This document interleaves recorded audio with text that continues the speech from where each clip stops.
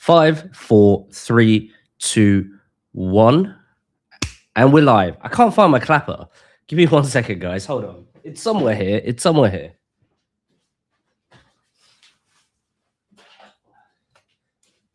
We are not live until this clapper is... Okay. Now we are live, I think, on everywhere. Instagram is taking a little bit. Okay. Okay, I've hit that go live button. What's up, designers? What's really good chat?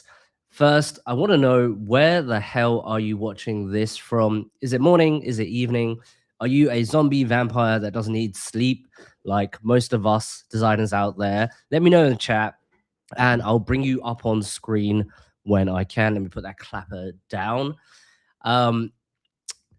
Yes, welcome to Rectangles Designs group chat. This is where I bring on a designer and we take one simple topic and we go deep. We talk about their stories, struggles, and more importantly, their solutions, so we can learn from them as a group. And being a live group chat, you can ask us anything. So go ahead and spam your questions below and I will try and bring it up if it makes sense during the conversation. FYI, today I'm a bit sick, so if I'm coughing, sneezing in the background, excuse me, and I'll be blowing my nose frequently, but let's get this started.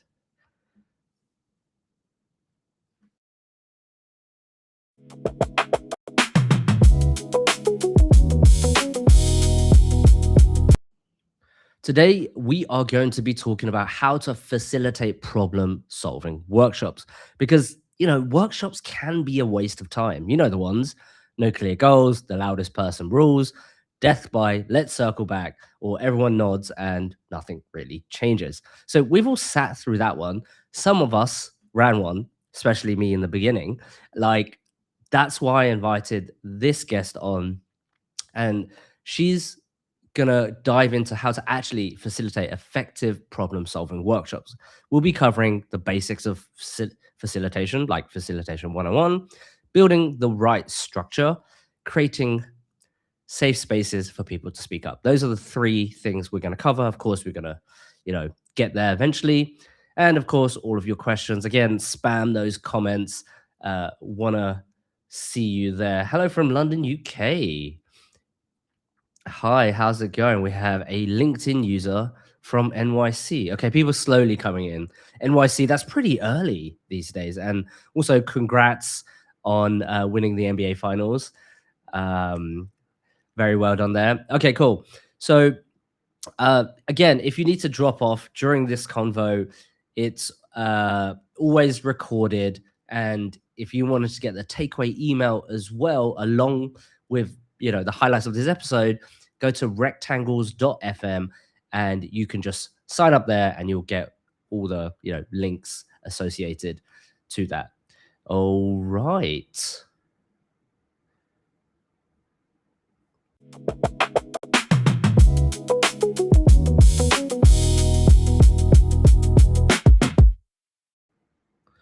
So for this live stream, I've partnered with Optimal.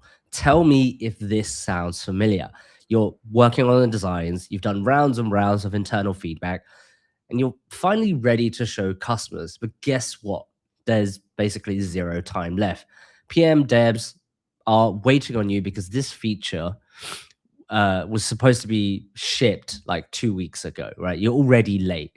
And I think lots of us have been there, right? The time pressures, the no resources, it's painful because the product moves fast and typically research moves a lot slower to get the insights for you to move forward. That gap is the problem.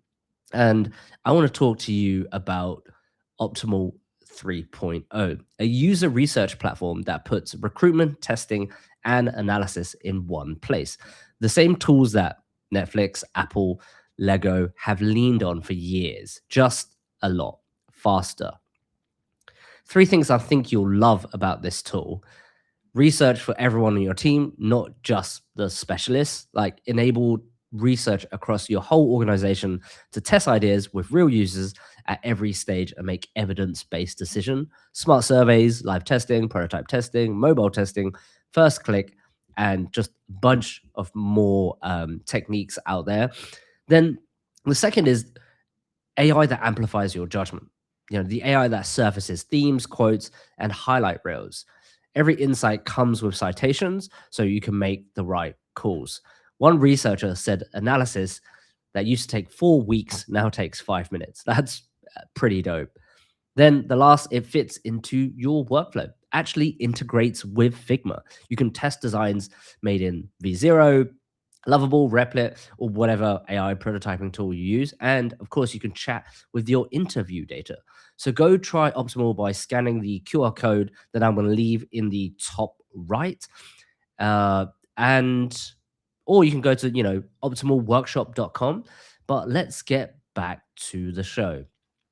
So today my our guest is Carolina Poole. She spent 17 years in design, has numerous leadership roles like head of design and research. She's a Miro hero, which I definitely want to ask her about, and a creator of workshop templates that's been used by 7,000 designers and product teams. So let's get Carolina out here and ask how she's doing. Hey Carolina, Hello, how's it everyone. going? I'm good, and I'm Good, very good, excited to good. be here and talk about workshops. Yeah, I love talking about workshops. One of my favorite things I think I learned as a designer early in my career. Before we get into the workshop stuff, why don't you tell the audience about yourself so they have proper context? Yes, of course. So, yeah, I'm Carolina, but feel free to just call me Carol, right? And as Chris said, I've been in design for 17, almost 18 years. I've worked in all of it: branding, graphic, product design, design strategy, design leadership more recently. And right now, I actually support teams into building engaging and inclusive remote experiences and systems to get things going and work really happening, right? I am a Miro hero and a Miro MVP. I have about 125 Miroverse templates, all free, that you can find quite easily. And yeah, I am a designer since forever, and I love design, to be honest, and facilitating as well. How did you first get into facilitation? I just want to start there. I love that question. I got into facilitation way before I knew what facilitation was. Like many years ago, more than 10 years ago, I had a small design studio back in Brazil. I am from Brazil. And we actually used to work with a lot of sticky notes and run sessions within ourselves, within the team. Like, no really facilitated, but I was kind of guiding it. It was just my way of working. Fast forward to 2019, I got this book called Sprint from my team as a birthday gift. I read the book in like a weekend, and I was like, God damn it, I need to do this. We need to do this. And then we had a really big project at the company at the time. We needed to develop a new dashboard. It was a really complex. We had no idea how to put it live because it was a lot of things that we needed to like figure out. And my manager and I were like, okay, let's do this. Let's do a design sprint.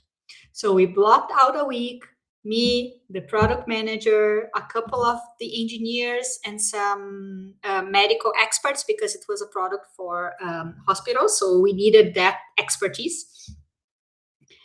I facilitated a whole week. Like every night on the day before, I was reading the chapter about the next day again, right? Trying, because I had never done that.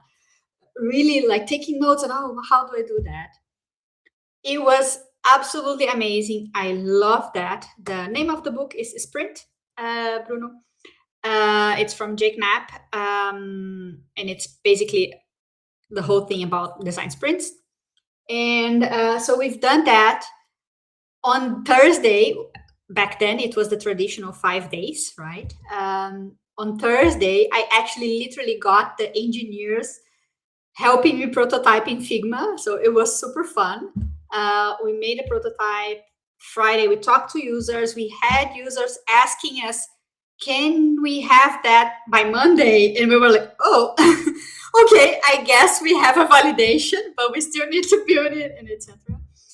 And then honestly, I just started digging deeper and studying more. A couple of months later, I did the design sprint masterclass of AJ and Smart. And since then, I've been doing everything and running a lot of workshops and studying a lot about it.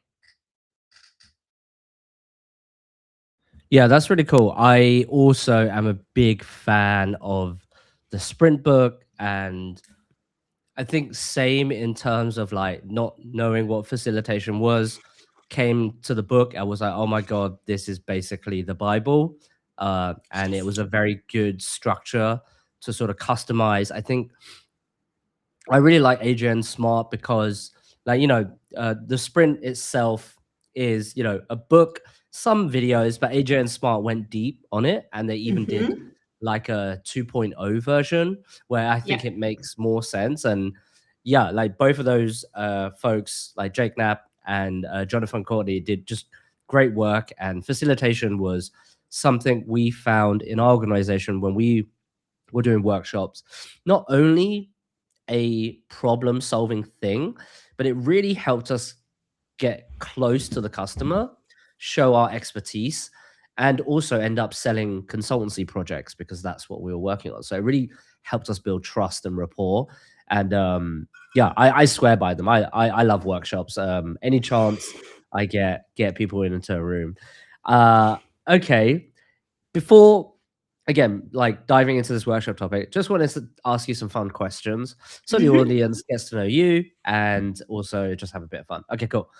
So I have so many questions here. What do I ask? Okay, let's go for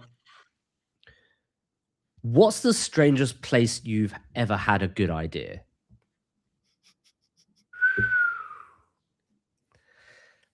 Or a strange place that you're like, yeah, Hard, this is it. hard to say a strange place because it's not a strange place, but a strange moment. Sure. That is 2 a.m. having my back then 1 year old daughter sleeping in my arms, sick. And I was like, okay, I cannot sleep because I cannot let her fall. And I start using my cell phone just to get distracted and keep me awake and thinking about work and etc. And I just had some crazy ideas about it. Right, right. Yeah, yeah. Okay. Um what's your what's your favorite part of being an entrepreneur that you didn't expect? Or is there a favorite part? Oh, there is many favorite parts. Honestly, I think I kind of already expected it, but my favorite is definitely the flexibility, Mm, right? Being able to plan my day according to how I need it to be, or to be able to pick up my daughter at 3 p.m. because I want to be with her and go to the playground and I get some ice cream, or just also kind of choose what I want to do, how I want to do, right? So the flexibility is by far the best thing. And also the connections and how much I actually enjoyed starting to create content. For an example, was something that I started doing when I started my own business, and I actually really enjoy it. that's awesome. Okay, one more here, which is this might be workshop related, it might not be, but how do you foster creativity within your teams, like the ones you've worked for before or been a part of? Like, what does fostering creativity look like in Carolina's point of view? Oh, honestly, I think what I try to do more is to give them the space Mm, to work on their own and the way that they want. I think that's the best way that you can foster not only creativity but also leadership and proactivity, etc. Right? Because if you force people to work on a certain way in a certain time, it it it can get uncomfortable, right? Like not everyone is an extrovert. Not everyone is like a quick. I'm not a quick thinker. I need a few minutes to like, okay, these are my thoughts and etc. And then I can share, right? So that to be like this inclusivity is the most important thing, and what I believe also helps uh, get people more creative and even to like more engaged and willing to show up and be there as well. Yeah, sure. Okay, well, one first question before we dive in, which is how was holding the first facilitation masterclass experience for you? How much strategic and mental prep did you do? And I want to clarify the facilitation masterclass. This person is talking about is that the one you did or the one that you attended through AJ and Smart? Yeah, I have the same question. Is it the first time I facilitated a workshop or is it the program that I did later? Yeah, so if you're listening to this on YouTube, whoever you are, do you mean the sort of the program that Carolina did, or do you mean the actual facilitation? Have you done a facilitation masterclass, Carolina? Like, have you taught facilitation? I've done the design sprint masterclass from AJ and Smart, but Yeah. that was actually after running my first sprint. Okay. So this user's asking, The one I did. yeah, the one you did. Yeah. Yeah, the one I did. Well, honestly, I've read the book like 3 times before. Took a lot of notes. Uh, and by the time I really followed it every step like of how it goes, and try to enjoy the process, right? I mean, I was lucky, and also kind of already answering the other question that comes from YouTube about convincing the engineers and the PMs. So the PM was the one that gave me the book, so he was completely on it, on the idea. And we were a very small team, right? We were me as a designer, one PM, and 3 engineers. And to be honest, they were a little bit skeptical before. I have showed them a few articles about the Lightning Decision Jam, which is another framework, my favorite, to be honest. And they were like, "No way you can do that in just 90 minutes. That's impossible." But then we did the design sprint, and they were like, "Yeah, that's possible," you know. So yeah, I mean, we were a small team, so there was not much convincing because we just decided to do it, me and the PM, and that was it. Awesome. Awesome. Okay. Let's dive in then. Let's talk about facilitation 101. And let's just start at the point of why workshops, why not meetings or anything else? Like why do we even need to facilitate this thing? Like, let's just start there. Yes, I mean, why not meetings? Well, because most meetings could have been an email, right?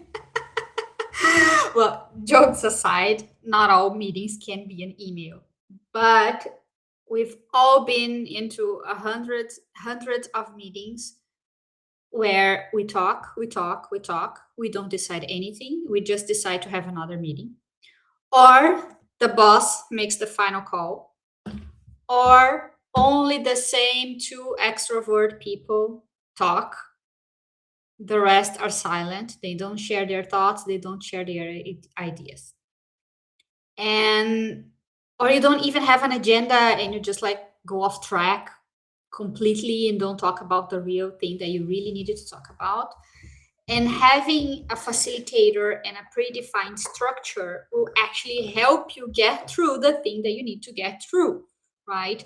Not only it will make sure that you will stay on point, and you'll keep track of time, but also there are a lot of exercises that will help the team go through the thoughts, the processes that you need to go through to make the final decisions, to come up with the ideas that you need to come up with, the solution that you need, and etc. Right?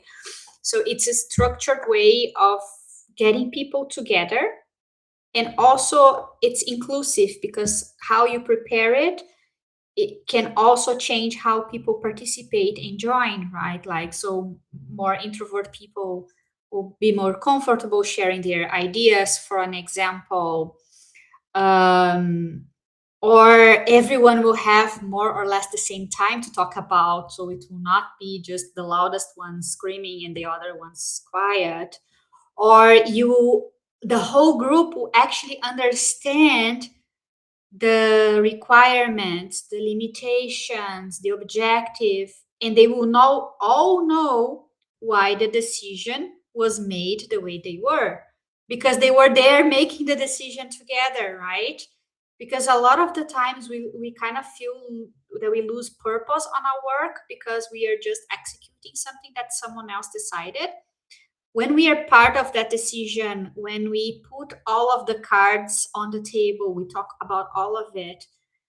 We care about all of the inputs, the user research, the business requirements, the sales team's needs, the idea that the team have, the tech debt. We take all of that into account and we all talk about it. We all make decisions together. It is a lot easier for us to like really go and get on board with it and move on.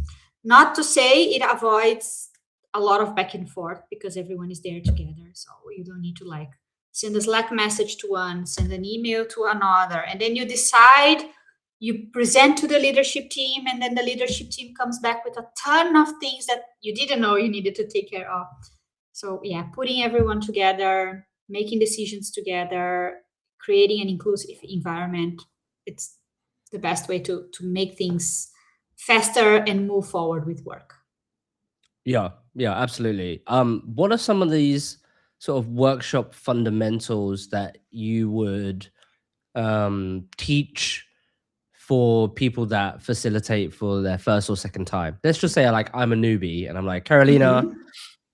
got this problem and I think a workshop would help. Mhm. What do I need to know before I facilitate, or what's important? Mhm. Well, first you need to know what's your goal.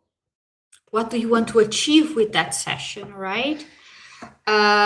Because if it's just about sharing an information with the team, that's not a workshop. That's just a presentation, right?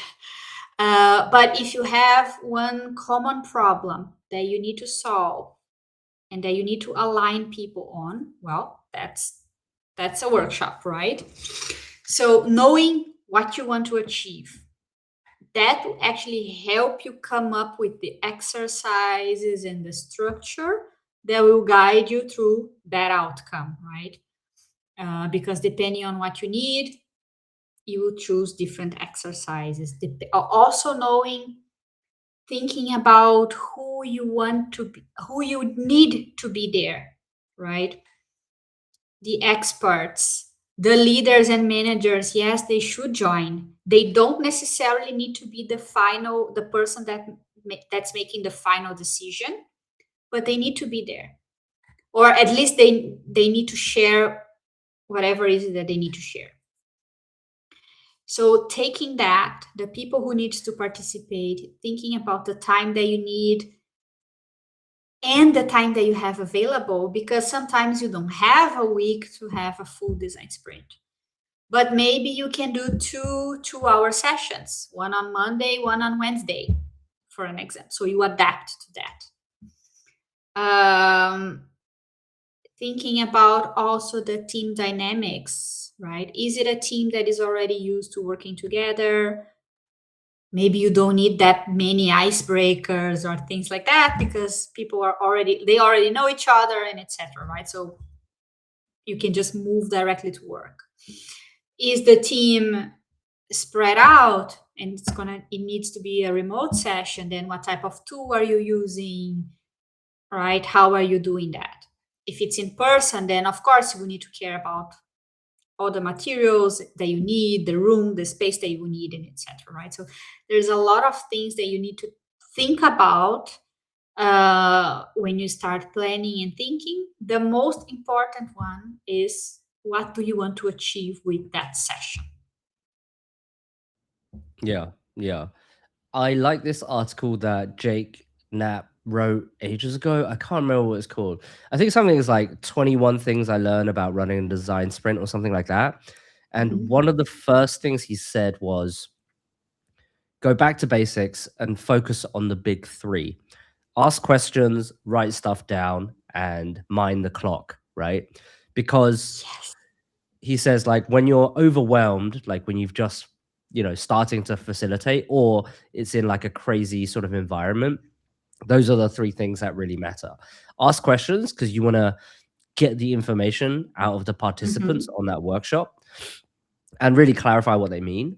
And then write stuff down because we know that if there's no documentation, it basically doesn't exist.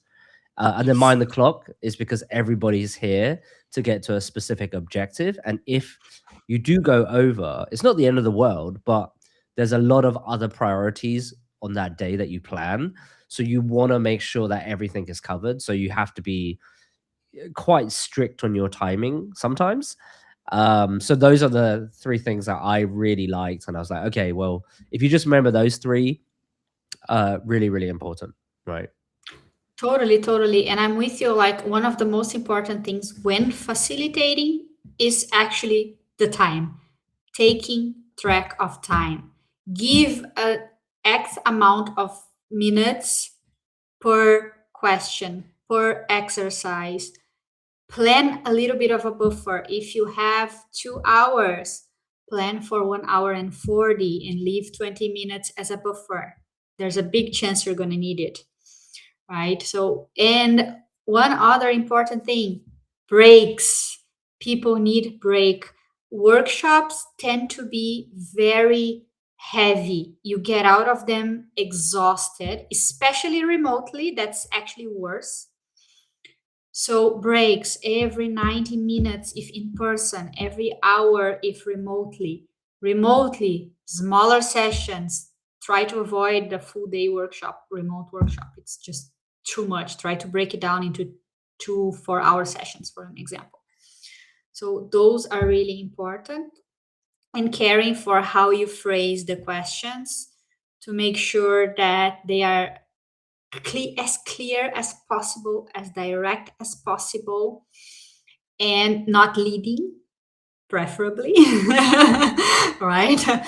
Take into account the learnings from user research, not no leading questions, and yeah, and creating an inclusive environment, making people feel safe, ensuring that like everyone is working together, no one is better than the other. If one wrote 20 sticky notes, the other wrote 50, totally fine. Sometimes your energy levels are not the same. So really creating a safe environment, making sure people feel comfortable to putting out their notes and thoughts. It's super important. Yeah. If folks out there have chance to do in-person workshops and they have a bit of a budget or something like that, of course, breaks are really important, but have snacks and coffee ready because after lunch, like you're going down, or even at the start Mhm. of the day, it's like not everybody is as energetic or in the right mood. So, like, some sugar or some healthy snacks or some sort of coffee helps people kind of like re-engage after they've had a bit of a refresher. That's always a nice one to do. There's this question that came in here, which is, I think, more specific and more tactical. What kind of exercises have proven to be the most useful for the main workshop part with leadership, C-suite, and founders? So that's the first part of the question. Let's answer that, and then we can kind of move to the second one. Well, honestly, it will depend on what am I trying to get from that group, right? Like, let's say we are trying to do a problem solving, we want to figure out the next priorities in the design team. We have a lot of user research. We have some requirements from the CEO and our investors, for an example. We also have some ideas that we would really love to implement, some assumptions that we need to care for, right? So I always like to explain workshops and how to plan them, connecting to design thinking. Classic double diamond, right? diverging, converging, diverging, and converging. In most cases, you will start a session by collecting all the input that you need, the insights that you have, the data that you have, the opinions that you have, the ideas, the requests, whatever is it that needs to feed your backlog of information. So everything that you have, that's the first part of your workshop. Putting it all there so that everyone is aware. You're creating awareness between the group. Then you need to start narrowing down, defining your focus. Which problems are we tackling? So you will do some exercises for that. Some classic examples: dot voting, straw poll, Moscow framework. Depending on the group, the size of the group, depending on the objective, you might also have the one person that is defined and agreed upon the group that is the one making the final decision. So in case you're like, you have three priorities, the team cannot decide, that one person is the one hammering and like making the final call, and everyone agrees to follow what that person decides, right? So that you get unstuck and move forward.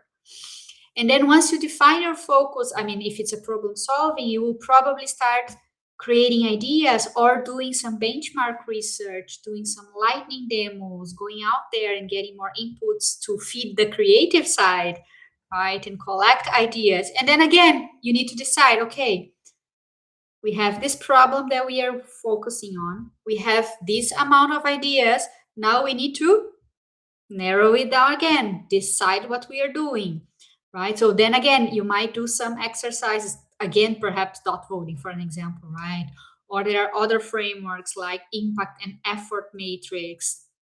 There are some other prioritization exercises that you can run as well. So it will go on that. But the whole concept is exactly the same, right? You're collecting ideas, creating awareness, aligning on the focus, then creating and ideating on solutions and ideas and etc., and then converging again into a final decision and committing to it, right?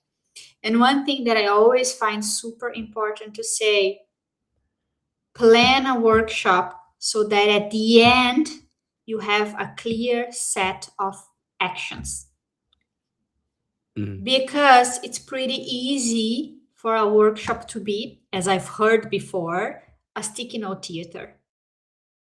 You have like hundreds of sticky notes and no clear vision. At the end, commit to one thing, make a list of the next 3 to 5 tasks, give them an owner, give them a deadline. Don't leave the session without that. Have one person, whoever is facilitating, or perhaps someone else, or now Miro AI can do that for you, for an example, document the decisions and etc., right? So have that clear so that you know, and you have a clear next step, so that things move forward after, because it's really easy to lose momentum. So make sure to have that. Yeah, I guess the second part of this question is, like, what kind of exercises come to mind for like rapport building and icebreakers? Do you have ones that you like to do all the time?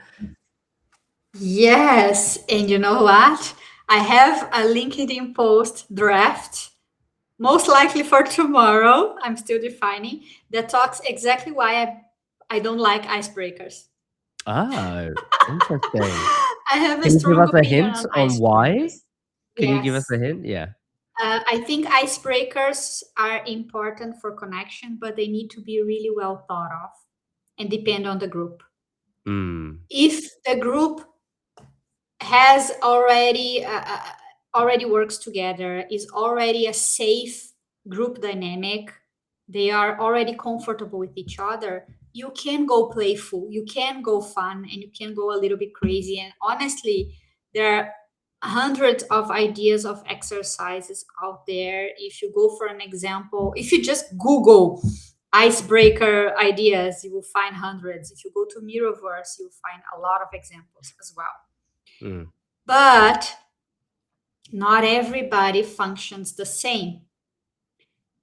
Not every group dynamic is a healthy one, and we need to account for that. We need Mm. to account for people who don't feel comfortable doing a silly game at the beginning of a meeting. I've been into workshops, remote workshops during the pandemic, for an example, and I needed to run around my house to grab weird objects like a rubber duck or a hairbrush, and it's. I was like, how is that creating bond with the team? Okay, it can be fun, but also it can be a little bit awkward, and not everybody feels comfortable with awkward, and you don't want to start a workshop by already making people uncomfortable at the beginning. So I always say, like, try to think about the dynamic and how much you need that icebreaker and that connection, and how silly, how fun, how playful you can go. If you already know the group, if you know there is a lot of introverts in the group, think about them, right? If it's a very playful group and etc., then go crazy, honestly. Go, if you Right. don't know the group, maybe play it safe and see how it goes, right? Yeah. Play it safe in the first icebreaker, maybe go a little bit wilder in the after lunch, for an example, if you see that the vibe allows it. um, so what I try to do, depending on the group, especially if it's a more introvert group, or I don't also want to do an icebreaker in a workshop that I do every week with the same team, because we just want to get things going. So I don't need to lose that time, right? So what I try to do to play it safe is have prompts that are related, somehow related to the objective, right? I can start with a simple warm up. How is your energy level? Or like, one of the most classic ones is like the weather scale. Are you more sunny? Are you more stormy today? Right? Like, so kind of trying to get the mood of the group, and see how it goes. And then I try to do simple things that are related to work, not their not personal story or personality or anything like that. So things like, I don't know, add a Giphy, for an example, if it's a remote workshop in Miro, add a Giphy that shows what's your expectation for today. That's a fun exercise, right? So, and it's not awkward. No one is going to be uncomfortable about that, right? It's a simple thing. So yeah, be mindful about icebreakers. Yeah, I did this icebreaker that I really liked, which is your first job. And it was with a bunch of like entrepreneurs at EO, Entrepreneurs Organization. And I found that to be quite fun. Like either first job or your most random job. And people had the craziest jobs. Like these guys Yeah. are, business builders. They run like very, very successful companies. But yeah, everybody has like a paper round or washing dishes. And it just kind of gave a nice level set of the room of like, we're all kind of different, but all the same at the same time. And I just want to give a shout out to Josh. What's up, Josh? He says also, hello, Carolina. So that's nice. Josh is also um, live streaming some of his um, contests for the digital third. Yeah, guys, if you haven't checked out Josh, please do. He runs some fun sort of challenges, live design battles. So that's really cool. Okay, I want to move on to our next point, which is building the right structure. We've spoken a lot about like the conditions and what to think of specific activities, but like how important is the right structure, or how do you even go about building or like planning what's in a workshop? Okay. Mhm. I actually even have a Miro template that Okay. helps you plan your workshop. So if you want, drop me a message on LinkedIn. I can send the link later.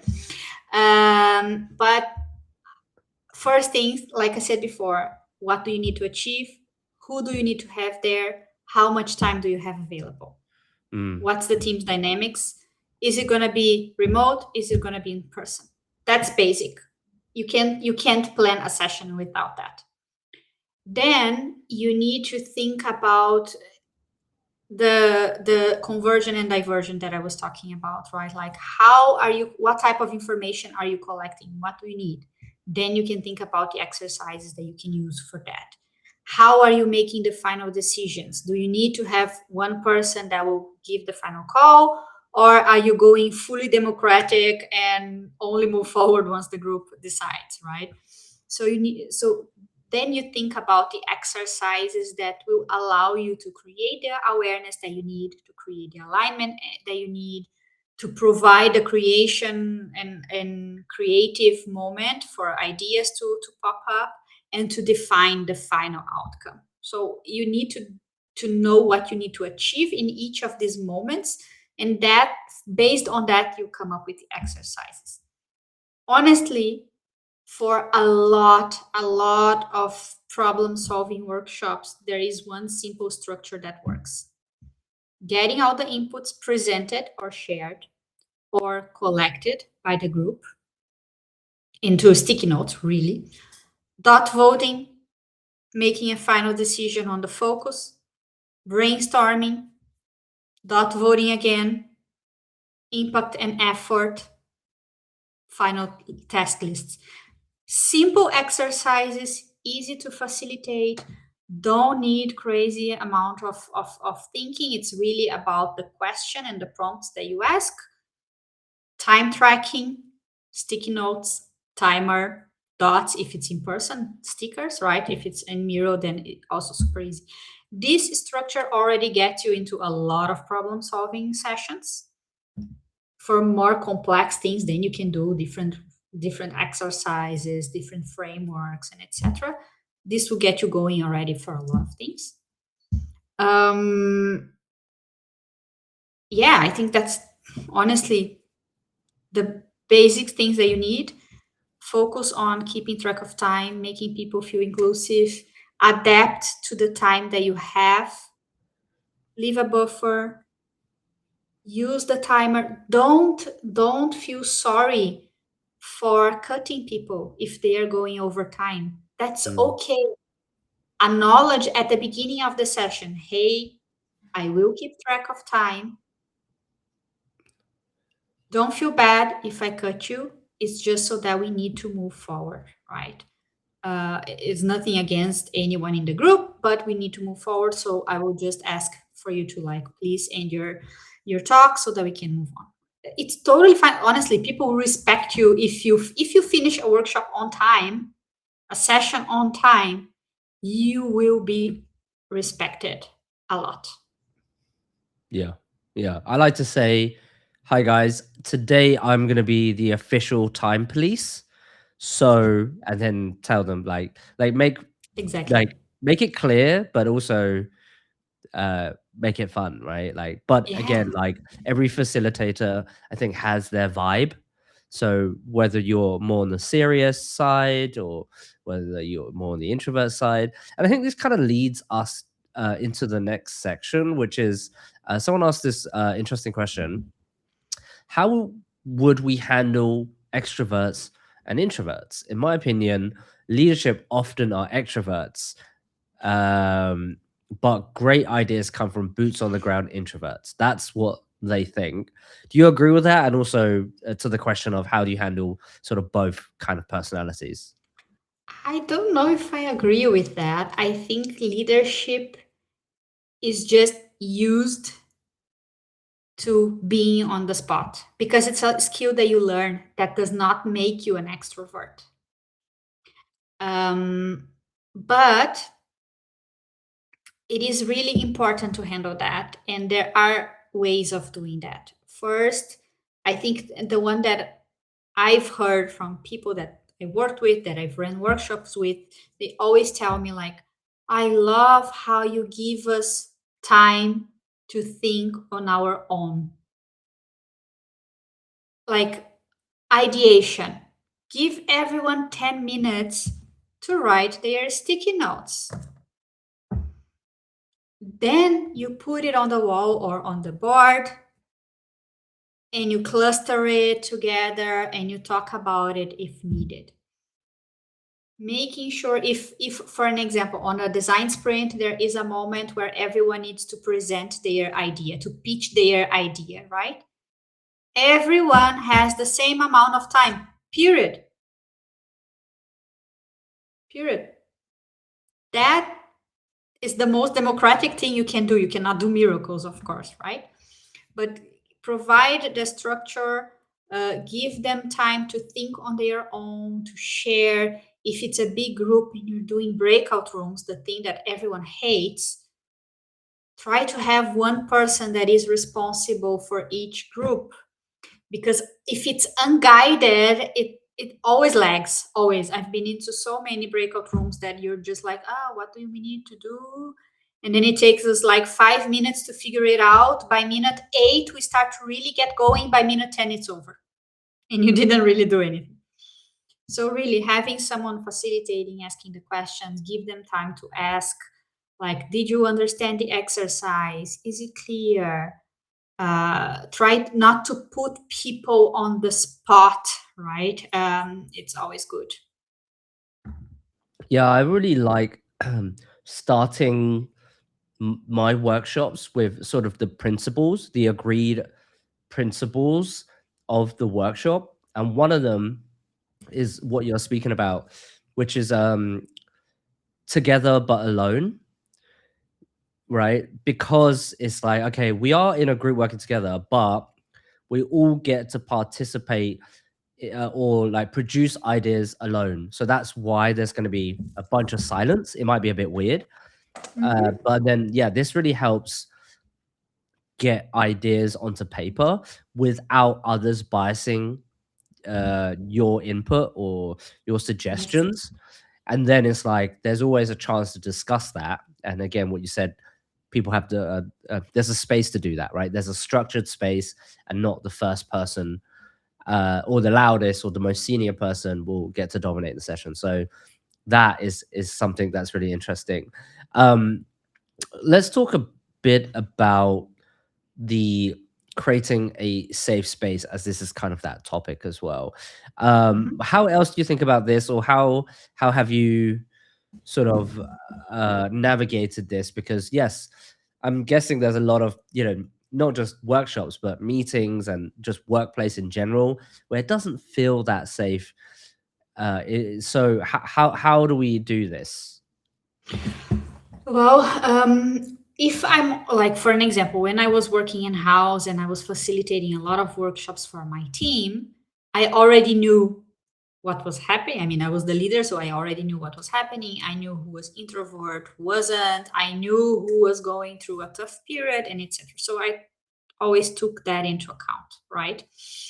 And always fostering a culture of trust, right? And then it goes almost like a team principle, a work principle, right? So really making sure that people feel that they can participate and that they will not be judged if they are not in their best day, and etc. So it really is up to the leader and the facilitator on how they approach things, right? I've had sessions where someone had to drop because they weren't feeling well. I mean, I don't need to start talking half an hour about like, oh, that person is leaving, right? I just say like, hey, this is happening. Let's move on. Let's continue. We'll take into account their needs later, right? So it's really about how you phrase and how you ask the questions and how you include people.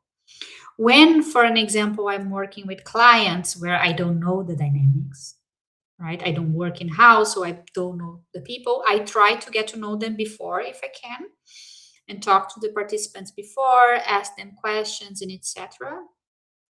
And also align on expectations, right? Because if you have a session where you have the CPO, the CTO, and the intern that started last month, you have a different level of maturity and expectations. So having that clear from the beginning and saying like, hey, we are all equals here. this person is making the decision, this person is sharing this and that, but we are all sharing our thoughts and our ideas, and really being mindful about the different levels of maturity and seniority within the group, right? Uh, and one principle that to me was always valid when I was the leader, when I was a manager, and that I was lucky enough that my managers also had that, is the manager is always the last to speak. Because if the CPO go first, shares all of their ideas, they bias the entire group. And that's also why have giving the people time to reflect and think and ideate on their own first avoids a lot of group thinking also in that sense. And putting it all together at the same time also helps avoid that. So it really is about empathy, connecting with people, trying to get to know them, and the way that you talk and the way that you facilitate will create the environment. There's one very interesting thing that AJ and Smart does. I don't know if they do this anymore, but they used to do this at the office. When clients come to their office, everybody takes their shoes off and everybody puts on That's a these very like, German thing, actually. is it? Okay, cool. Yeah, that's awesome because you know we as an Asian we do that at house, like in our homes, right? Everyone takes their shoes off. So, but like the way they explained it was like, yeah, like no matter what client you are, everybody's on the same level, right? Like everybody has to do this thing, take their shoes off. So, I guess you can do these kind of little things to create a better space. You can also like in Miro or FigJam or whatever. Sometimes when you put post-its, it has the author's name, but you can turn off that feature, You can, right? yeah. Right. So it's like only if you want to speak about the idea, like maybe you think that speaking about like maybe someone read the idea out loud and you think that they think it's stupid, you can like anonymize Nate, like right. And so you don't get called out if you're not comfortable speaking out. Exactly. Miro also have some features now that allow you to do completely anonymized exercises and activities. So especially for sensitive topics, leadership sessions, and etc., that's pretty good, and it helps a lot in that sense. Yeah, exactly. We have three different questions from Rex, so I'm just gonna pick one of them. But I appreciate you, Rex. We don't have time for three, but we do have time for one. And I think one thing that we didn't touch on much is da, da, da, da, da.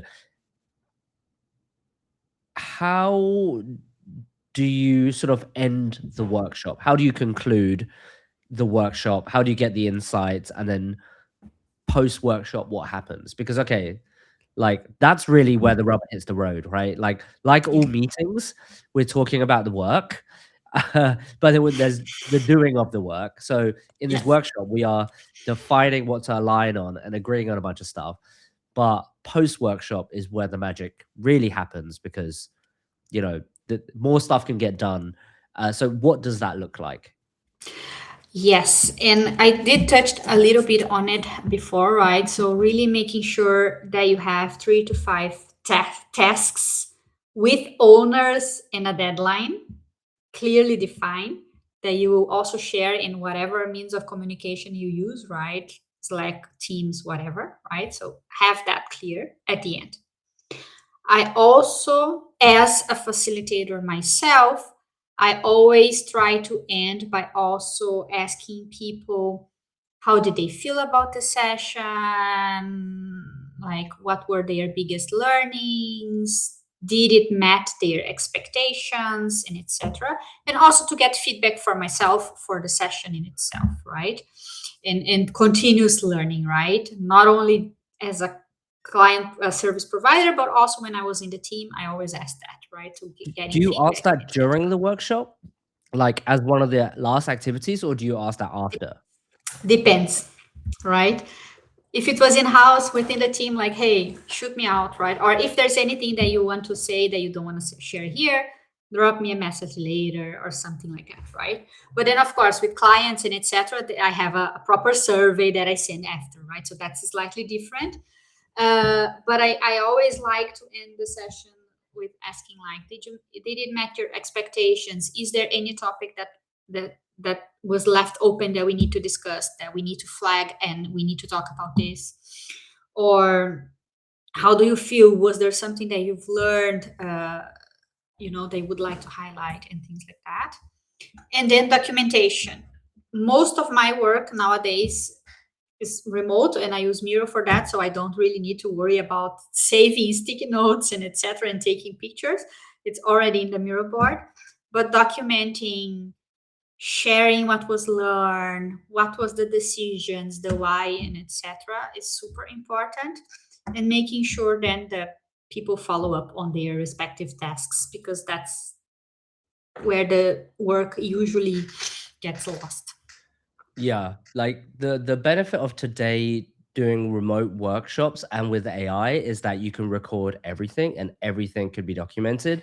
Whereas like, before in person, it's like if you didn't keep that sticky note or you lost it, you didn't take enough pictures, you're like, damn, like I'm relying on my memory. And because as a Yeah. facilitator, you're in it, right? You're like, it's hard to step back and be like, oh no, we need to track that specific point. But the more you do it, sort of the more you remember, like, okay, this is a key moment or this is a key decision.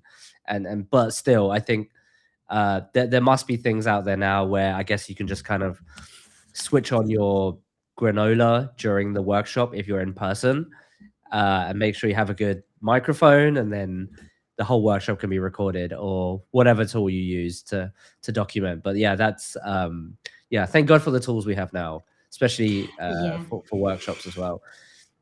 Carolina, I know you got a hard stop, so I want to give you some time to speak about some of the things that are coming up for you, and what you're working on. So let's do that. I will hide backstage, and please take as much time as you need. And yeah, and let me know when you're done. All right. All right. Yeah. So I've been working on a lot of things, right? So the best way to approach me is on LinkedIn or subscribing to my notes that Chris put on the screen, right? So it's a weekly newsletter. Every Thursday, more or less, I send a quick note with tips, what's happening, the newest resources and templates that I've done. We didn't talk much, but I do have 125 templates on Miroverse, so you can also find those, right? I am also working on a few resources to support facilitation through Miro for people who are working remotely and want to get better at facilitating using Miro. So subscribe to my newsletter to get to know when it's launched, when it's ready. And yeah, feel free to add me on LinkedIn also and drop me a message if you have any questions. I mean, we didn't go through all of the questions here, right? And there's a lot more I can talk about facilitation, to be honest. So drop me a message if you want, subscribe to my newsletter, and yeah, that's it, Chris.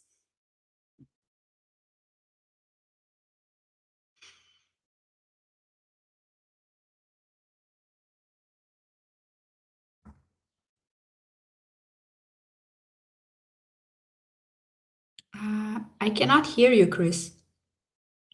Oh, again, classic remote work, not switching the microphone on. Yeah, no, I was saying thank you for coming on. It's always fun to speak to like a fellow facilitator, workshop practitioner, because everybody has those battle scars from like doing this and it not working and feeling a bit embarrassed inside and then kind of tweaking. Like everybody has their own flavor of workshops. So, and it was really fun to hear yours and how you run them.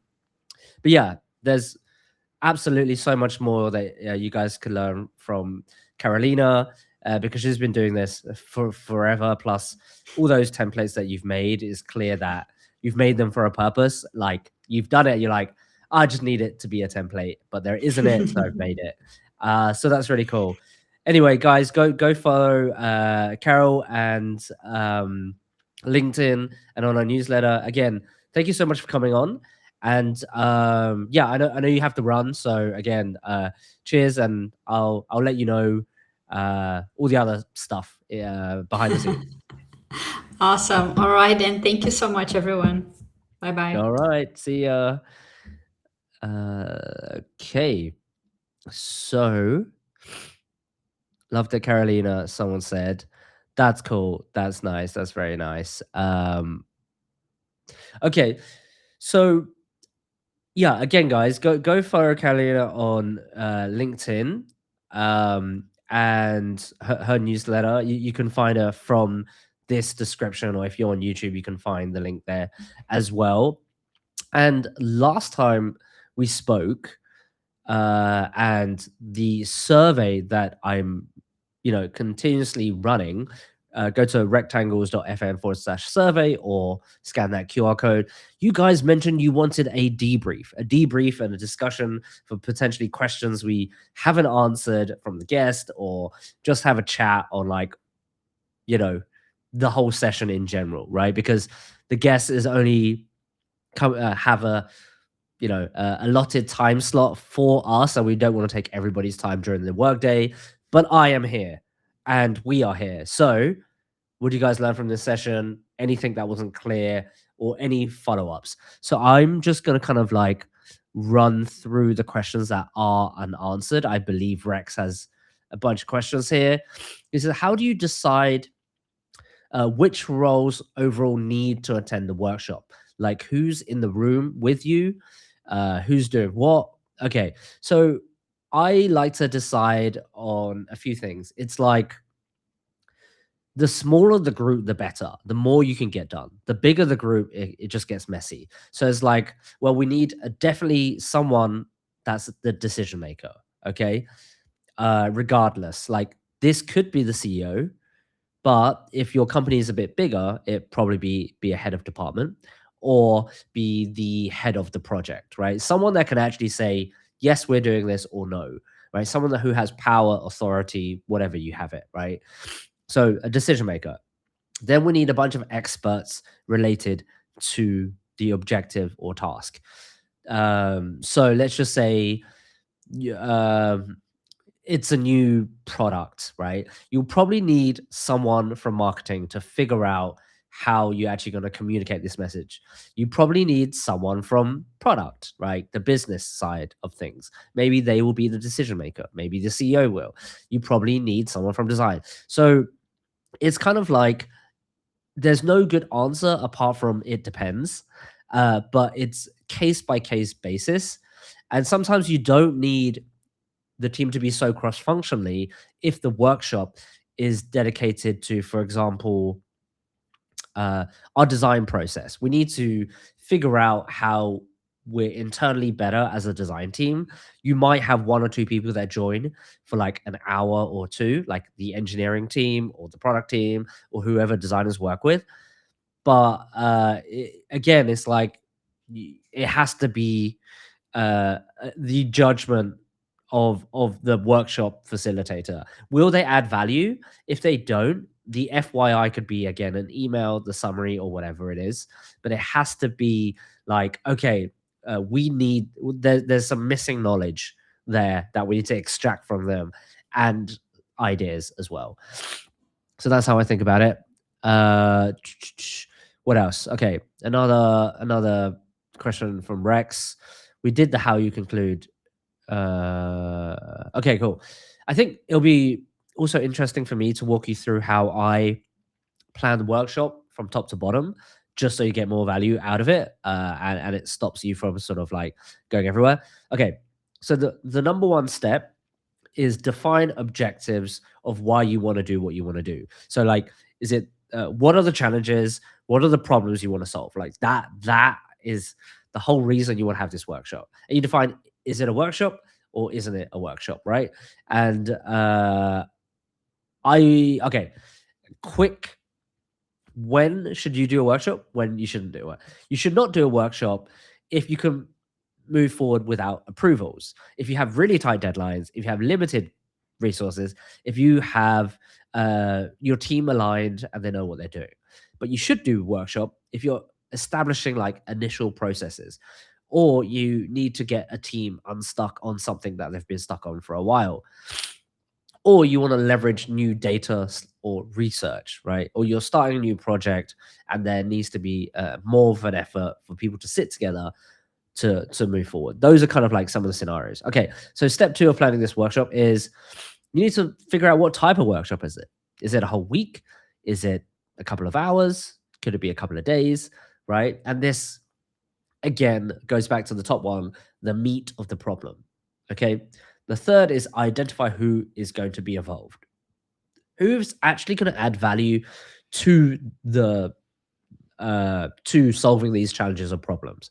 Okay. And we're talking about like really driving the ball forward. Again, I think my perfect workshop size would be like 5 people, 5 to 6 people. And that would be it. Anything more, I probably need a co-facilitator.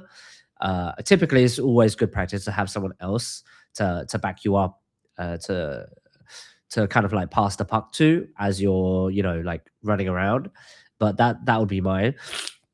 Number 4 is create your agenda, set the time and date, and your proposal. Right, like this whole sort of planning from a high level, seeing if people could make it and be like, this is why we need what we need.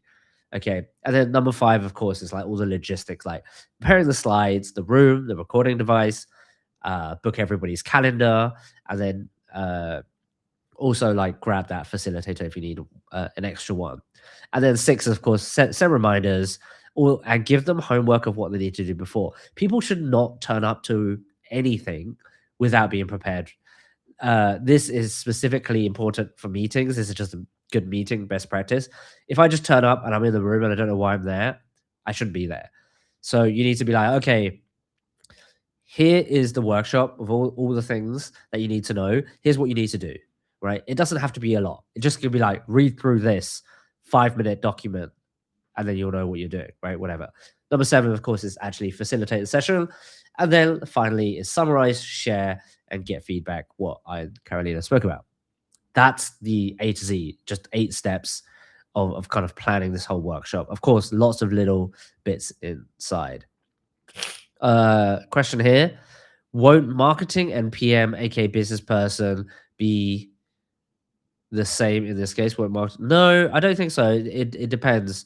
It depends. If it's like, if you're doing a workshop that's like a marketing, like let's just say you're planning a campaign, right? And you're doing a workshop to help marketing team decide what campaign it is, then marketing will be the decider or whoever's going to sign off on it. Product or PM here, product manager, might want input in how the product is communicated in general, of like features, functionality, technical things, right? A PM should know stuff like that, but marketing probably wouldn't know all the nuances of that. It's like they want to sell the dream, but the PM can sense check them and be like, actually, we can't do that, you know? So it depends on like what the subject is and what the goals and challenges are. Okay, cool. And yeah, thank you for sharing the stream link as well. Any other questions from you guys? You can throw it in right now, as this is the debrief. Um, any other questions before I sort of peace out? Because I am pretty sick today, but I thought that would be interesting. I guess maybe, yeah, okay. A few more tips from me then, if there's no questions coming in. By marketing, you mean social sides? Yes, I mean the social side. Marketing. Yes. Okay. A few things for folks to know about workshops in general. Dumb question.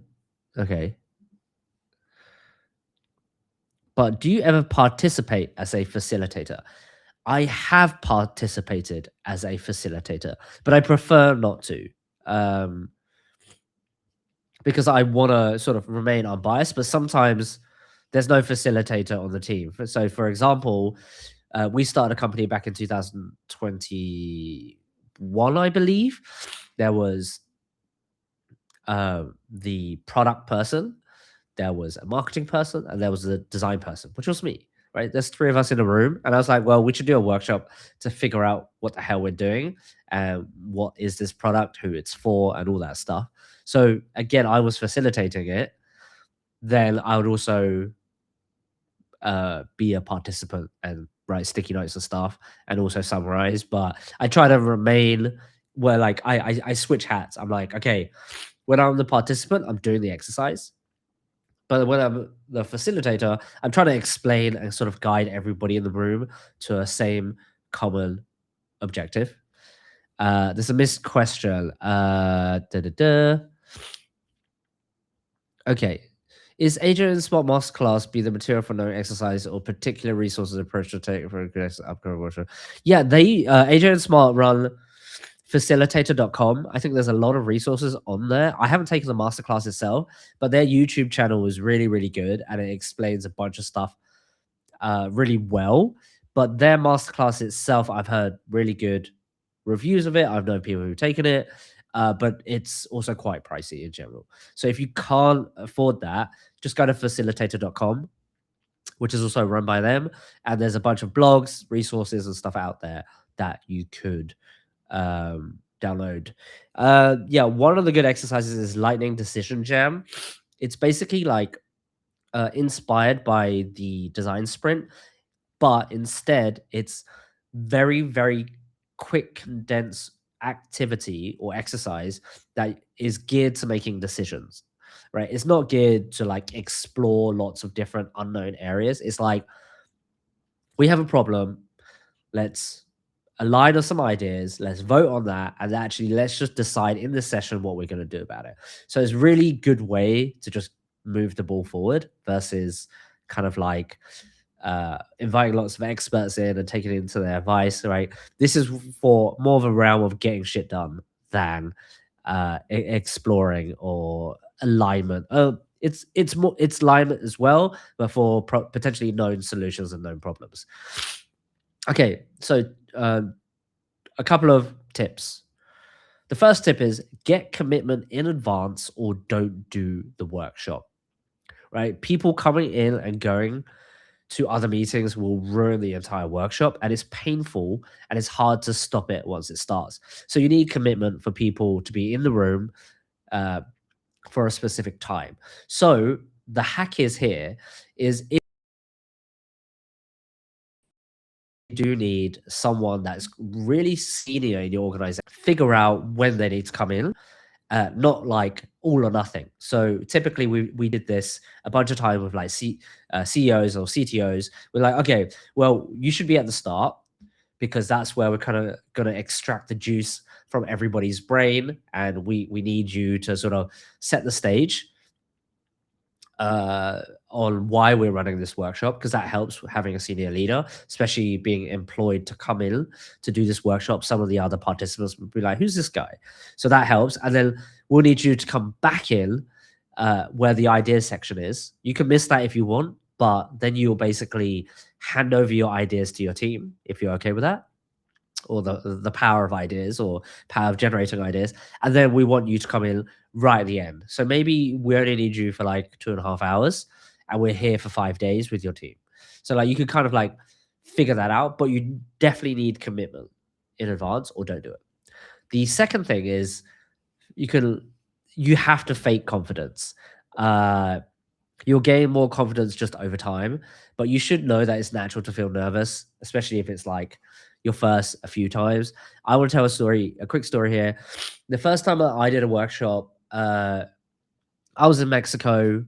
I had just started a job, and then my manager was like, "Hey, we're going to LA, and you and another design manager, you're gonna do a workshop in front of these like media executives at 21st Century Fox." And I was like, what are we doing? And it's like, oh, it's pretty simple. You know, you've done this before. So literally we like put together a couple of hours workshop. We literally flew there in the morning and flew back in the evening. But it was like so nervous. Everybody was in suits, right? We had to dress appropriately. not like designers would dress. And it was like very nerve-wracking for me. But we got up there, we did it, we got ideas, and I think it was a persona workshop. It was something like, 2.5 hours or something. But I was so nervous.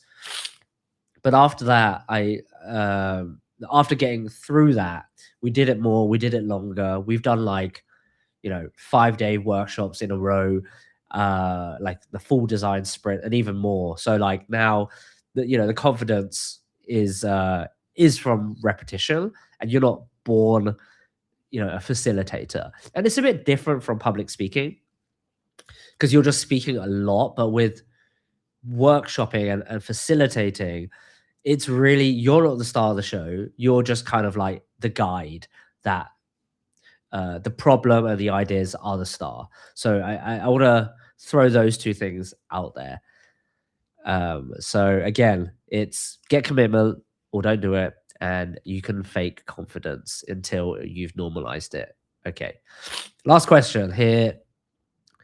How do you usually find good, thought-provoking, idea-provoking ones? Well, it's not up to me to find good, like, thought-provoking ideas for my sessions. It's actually like I'm there for a specific purpose. It's like, okay, we want to launch this feature. We really need to figure out how to market it, or we have this problem that we think is a great business case for a product or feature. How would it actually look like, right? Like it's very specific, and then based on who's in the room, I would just be presenting the ideas based on like the sticky notes. It's their job as the experts who work in the organization to judge whether that idea is good. I'm not the judge. And actually, as a facilitator, you're not supposed to do that. You're supposed to be impartial. Your whole goal is getting the room to that goal of like imagining what this feature would look like. What does the prototype look like? What is the messaging? Whatever it is. Right. So I'm not the guy that judges the ideas, and the team is, or whoever's participating. I'm just the guy that gives them the framework for the ideas to come out in a way that is efficient, that aligns to more people on the team, that is a bit more democratized. Even though the decision is in one person's hands, there's always a decision maker. But anyway, okay, I think that's enough for workshops. I could talk about workshops, like Carolina could talk about workshops forever, because we are big fans of this kind of process. But if you want to help me improve this session, I would really appreciate it if you guys could quickly. Oh, I can't see it now. Yeah, if you guys can quickly scan this survey. We've had like 200 responses already. Again, I still want more, just because this is going to be like the baseline of us improving this live stream overall. So go to rectangles.fm/survey or scan that QR code. All ideas are welcome. Crazy, silly, unfiltered. I want to hear them all, because got big plans for rectangles. And of course, before I do anything, I want to hear from the people that are actually tuning in, asking questions. You guys have been great today. Lots of questions. And before I let you guys go, I want to, of course, thank our sponsor of today, Optimal. Huge thanks to them. Most teams have just accepted. By the time research comes back, the decision is already made. That's why Optimal 3.0 is solving this with recruitment, testing, and analysis in one platform, with AI handling all the busy work, so any organization can drastically improve their research velocity. If research has been your bottleneck, give Optimal a try. You can scan that QR code on screen now, or head to optimalworkshop.com. I also want to tell you about something that Optimal is doing, which I find super, super cool, which is the Optimal Experience Awards. They are running a recognition award sort of ceremony for the work most people never see. Blind judged by practicing researchers and industry leaders at Uber, Tesla, Health, and the US. Bang. A few things you should know about this is you can nominate yourself, your research team, or a peer who has done great work, someone in your company, right? 6 categories, including outstanding user research project, research driven research driven impact, collaborative research excellence, and research for social good, to name a few. So all you need to do is prep your answers in the question doc, choose your category, and submit via the online form. I think this is a really, really cool initiative, and I'll be following along like to see what cool things are happening in the research industry, in product teams, how are people doing things. So again, you can enter by July the 10th. If something is happening in your organization and you really want to talk about it, then put yourself forward for this award. Again, check out the website at optimalexperience.com or scan that QR code to enter and to see the categories of award.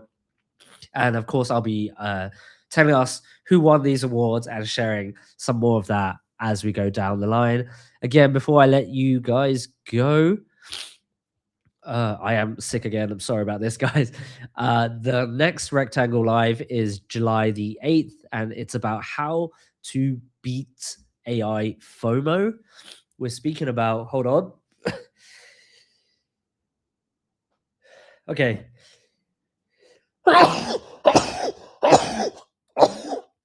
4 sneezes in one. That's when you know you're sick. But we're speaking about the tools and the burnout trap, because I think we've all kind of been there.